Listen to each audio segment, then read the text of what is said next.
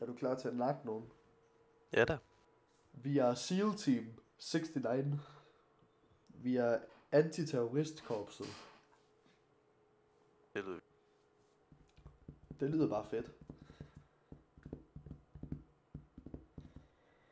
Hvor meget er din loadet ind? 63. Øj, super. Min den står 5. Okay, nu er jeg loadet ind. Nu er min også færdig. Sidder du også inde i sådan en vogn lige nu? Ja, jeg sidder og kigger på dig. Jeg sidder alene. Og vi kan altså godt skyde hinanden, så det skal vi lige passe på, hvad vi ikke gør. Okay. Så hvis du vil gøre det nemt for dig selv, når vi lige er kommet ind, så skal jeg lige vise dig noget. Skal jeg bare skyde dig? Har du flashlight? Talk to element. Jamen, hvordan tænder det? Suspects have taken refuge in the area and are refusing to cooperate. Der er sådan en nede ved din mand, ikke også, dernede i venstre. Ja. Så er der sådan nogle knapper, hvor der står... Der står G og C. Det er G, det er en flash, og så C, det kan jeg ikke se, men der står Tive. Okay. Er der ikke sådan en, der ligner en flashlight? Står der T og B2 der? Nej. Det kan være, jeg ikke har slået den til, eller sat den på i livet. Måske.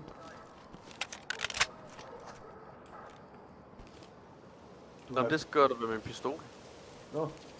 Så har jeg åbenbart ikke slået det til på mit gevær. Hvis du trykker T, prøv at trykke T. Kan du så se mig? Ja. Og hvis du holder den inde, så kan du tage mig væk. Det er bare fordi, hvis du lige vil se, hvor jeg er henne, så kan du gøre det. Okay. Nu skal jeg ikke bare forløfte dig. Ja, bare fordi. Move in and clear. Please, deal's off. Take it easy, boss. Don't move. Og ja, Relax, hvis du trykker alright? F, så råber du. Ja, eller... I'm not a healer. Okay. Lead, talk. Hvad siger du Suspect in til? custody. Talk reporting. Prøv at Copy trykke F. that. Trailers Og jeg kan ikke se incoming. et skid her, mand. Er det så mørkt? Ja, der er fucking mørkt. Ja, vi skal ind i et hus lige om lidt. Okay, er du klar? Prøv at stille dig lige her, hvor jeg står. Ja. Er du klar til at skyde noget, hvis du ser nogen, som er flygtet? Okay, det var et lortvåben, det her jeg fik. Der står en derovre ved venstre hjørne. Derovre. I hacket. Der. Der står der ikke mere nu. Okay. Prøv at gå over til den her dør. Hvis du kigger midt på døren, så kan du holde F ind, eller trykke F, og så smadrer du, åbner du, sparker du døren op. Ja, du kan også bare åbne. Jeg prøver at kigge på mig, så skal jeg lige vise dig. Klar. Yes. I won't give you any problems, boss. Hvis de ikke har våben, så lad være med at skyde. Det er fordi vi får Everything's gonna be okay. en klar mission uden at... Hvorfor gør ham der ikke noget? Civilian is cuffed and good to go. Anyway. Stay here. Stay calm. Lige præcis, Kasper. Fuck, jeg er vanvittig. My friend lives here. We were just hanging out. Jeg er fucking ligeglad med det. civilian detained. Talk to entry team. Hvis du holder R inde, Copy så entry kan du team. kigge på mig. Notifying trailers. Okay. Okay. Det her, det er... første etage. Der må være her. Suspect down. In need of pin. Der hakker min. Talk to element. Copy. EMTs and trailers are standing by. Jeg gik i trappen. Jeg åbner døren. Nå ja, hvis du tænder dit flashlight, ikke også, og går op her, så kan de se flashlight. Så de er ikke helt dumme. Hvordan var det, jeg tændte den? For mig der er det på sådan en knap, jeg har af siden af musen. Get on the ground now! Jeg tror, der er nogen inde bag den der dør. Ja. Hvis du står, hvor du står, er du klar til at skyde, hvis jeg åbner? Ja. Fordi jeg gasser lige hurtigt først.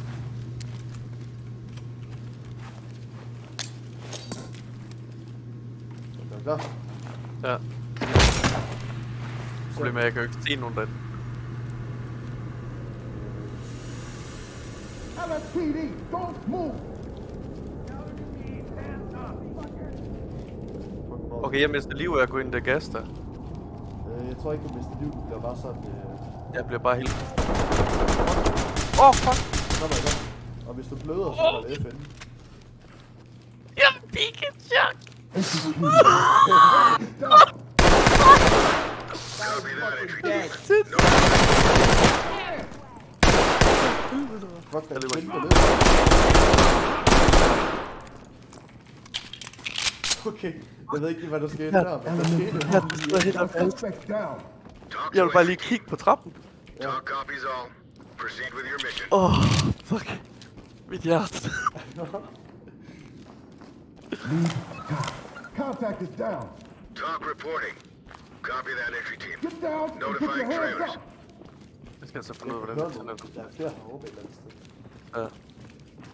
Oh shit. Der er nogen inde i et rum. Siderum. Der lå den. Er den lukket? Ja, den lå. Nej, vent, nej, vent.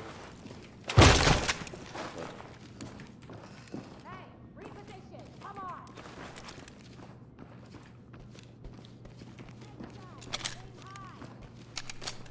Skal jeg sparke døren op? Ja, jeg gør det. Okay.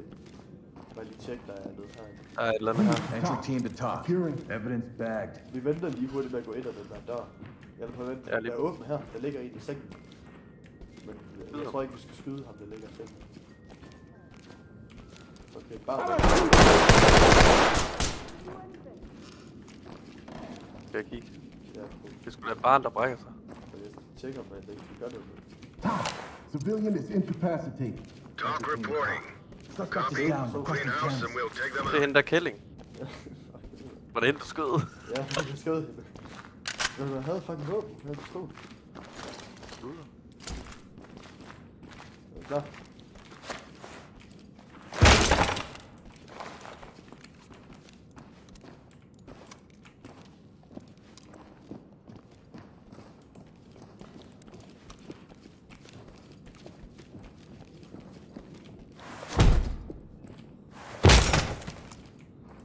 Og mørk som Niels røvhul. Fucking nej. Var der ikke også en gang hernede? Der var vi kommet fra. Nå, Der er et eller andet. Element to talk. Crystal. Collecting. Med ham.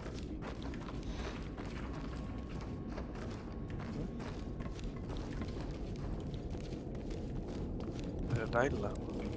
Vi er kommet til højre her nu. Der er et her.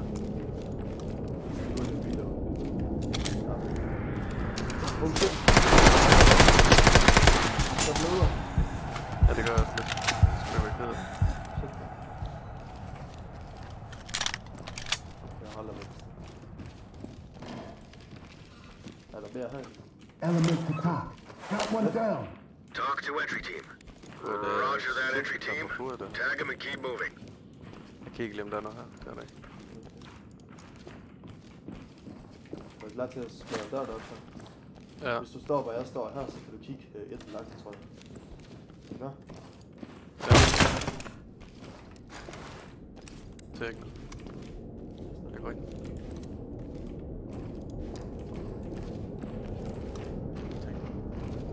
Nej.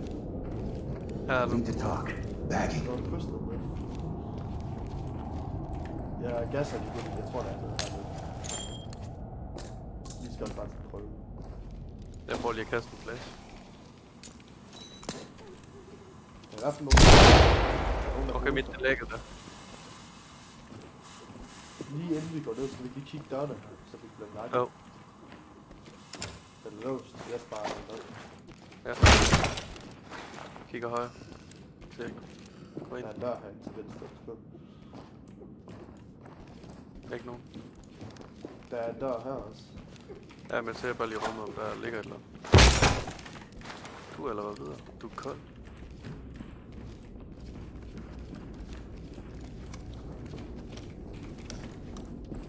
Ordentlig seng. Oh shit, man. Talk. Oh, Gotta det get er suspect det. here. På. Talk to entry team. Copy that Hell entry team. no. Proceed with mission. Okay, prøv lige 2 sekunder, jeg ser lige. Så kan jeg skrive. Ah, fuck. Jeg troede, der var et hul i gulvet. Så jeg prøvede at kaste... T. Og så tænker dit camp.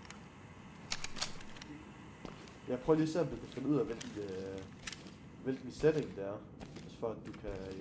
sætte Kan man lys. ikke bare lige trykke option? Og så se Og controls måske. Luftleje. Der er ikke sat noget til. Nå, det er lean. fanden står der? Flashlight, equipment, walk, movement. Hvor fuck står det ind? Laser, light, tab 2.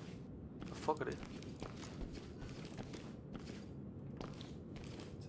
Og det kan jeg kan ikke gøre noget nu. Hvad er tab? TMB2? Hvad er det? Det er... Har du nogle knapper på siden af musen? Ja, jeg har 2. Prøv at trykke på en. Ja. Sådan der. Okay, super. Det var faktisk også den, jeg ville have sat det til. Nå, det er luksus. Okay, vi skal passe på, at der ikke er nogen hernede, fordi der er mega mange steder, vi kan skyde ind hernede, tror jeg.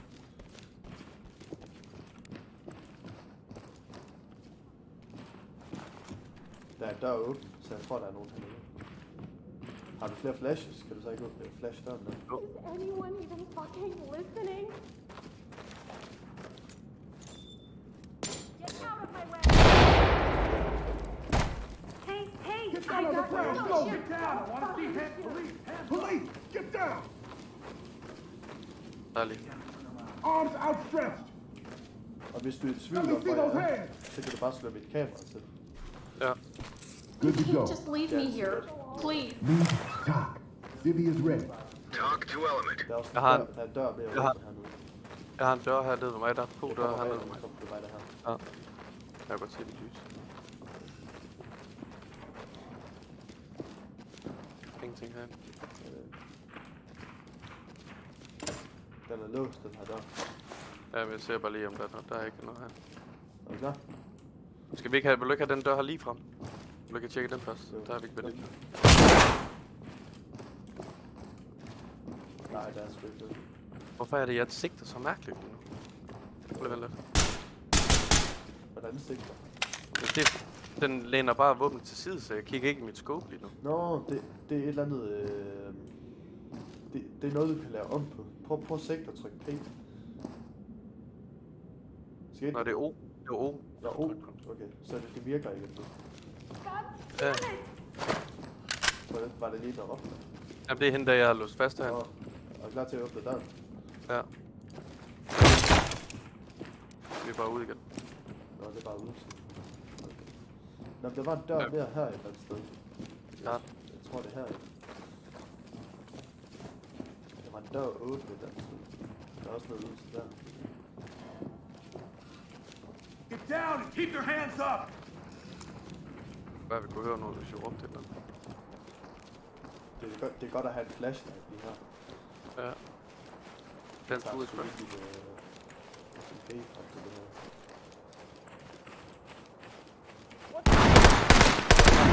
Rotte. Der er død. Der er død. Vi er igennem grotten, eller hvad? Ja, vi skal død. Du kan bare kaste en flash ind den sted. Jeg har ikke flere. Okay. Der er en vej der, og en vej her. Ja, hvis du går ned, så holder jeg bag. Suspect is incapacitated. Talk to entry team. Copy. EMTs and trailers are standing by. God vej her. Nej, jeg ser ikke nu. 3 veje. Hands in the air! Ser du nu? Måske nogen til venstre. Jeg kan høre et eller andet lyd. I hvert fald. Keep your fucking hands up! Kan du høre det? Ja. Jeg Det tror er venstre her måske. Har du? Jeg tror du skal tage. Jeg pisser derude. Han ned. Nej, det er det. Ja.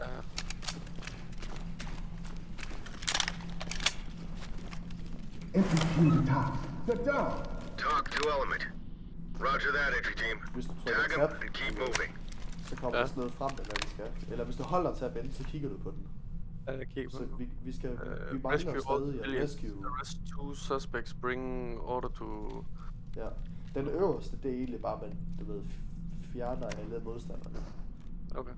Og arrest 2 suspects, det er ikke noget, vi skal, tror jeg, men det er bare, jeg tror bare, det er bonus. Okay. Jeg prøver lige at gå den anden vej her. Nu gik vi til venstre, så prøver jeg lige at gå til højre. Det ser måske ud til, vi skal LSPD, don't move! Nå, Jeg har det bare var ikke nogen taser, så det er lidt svært at arrestere nu. Jeg har en taser. Er det det? Ja.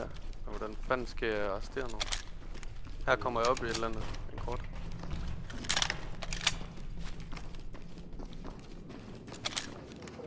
Fuck, det er spooky det her. Ja. Der er en dør Light der. stick out. Den kommer op. Nej, det skal låst til. Den er låst. Reaching.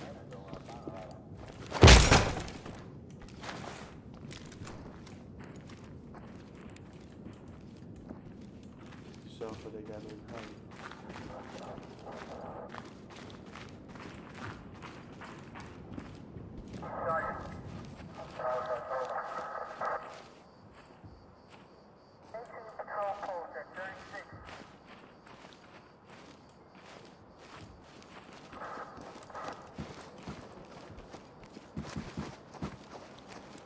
Hands on your head! Den er låst. Nej, det var bare til at trykke forkert.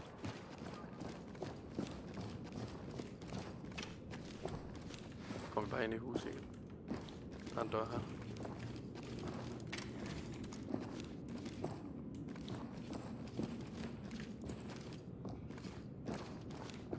Jeg dropper de Kim light out. så kan vi se, at vi har været her. Dropping a light. Okay, lad os lige gå op igen. Op. Hands up! Bare jeg kan høre nogen over i den her bygning. Ja. Det kan være, at du skal først, fordi jeg har ikke noget... Jeg tror, jeg dør på næste skud måske. Der er en trappe op her. Oh shit. Skal jeg ikke give gas? Nu gør det. Nej, jeg har sgu ikke flere gas tilbage. Hands on your head! Do it now! Nu skal jeg op til venstre. Oh shit. Jeg kan ikke komme. Team to talk. Officer down. We need Tim. Så kan du se. This is talk. Ja. Roger that entry team. Tag them and keep Jeg fik moving. hende der til venstre. Jeg ved ikke, hvor du glemt. højre. Jeg tror, jeg blev skudt fra højre. Oh shit. Already. Ja, jeg er færdig på næste hit. Jeg kan bare mærke det.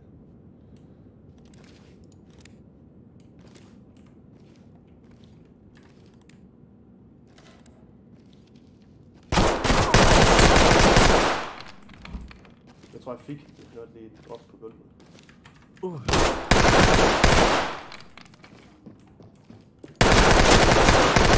Hvor mange er der lige der? Fik jeg hende ikke i første gang?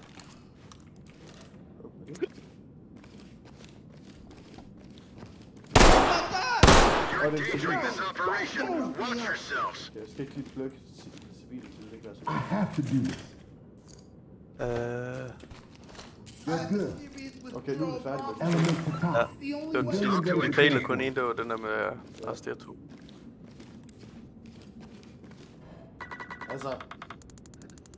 Okay, jeg kan godt se, den der flashlight der, den er da fucking vigtig. Ja. Ja, den skal vi have, hvis det er et natmap. Ja. Men er det ikke størstedelen af det er natmaps? Ah, okay, vi fik det. Jeg tror også, det var fordi, at vi næsten døde, og vi ikke arresterede de der 2 suspects. Men fuck det. Ja. Jamen det er også godt nok, jeg skulle også lige prøve at finde ud af. Ja, ja. Jeg skal i hvert fald lige have ændret mit primary weapon. Ja. Jeg gider ikke, det er sådan noget der, hvor jeg skal klikke Jeg hver tror gang. også Det er lige, at nemmere. have en shotgun Brian på Bray. eller sådan noget, fordi jeg vil hellere bare ramme dem med en gang, så jeg ved, at de er døde. Jamen også bare det der med, at hvis det er inde i sådan nogle små... Ja, så har man ikke tid til at sigte og sådan noget. Nej, det er det. Så er det bare med at skyde. Ja.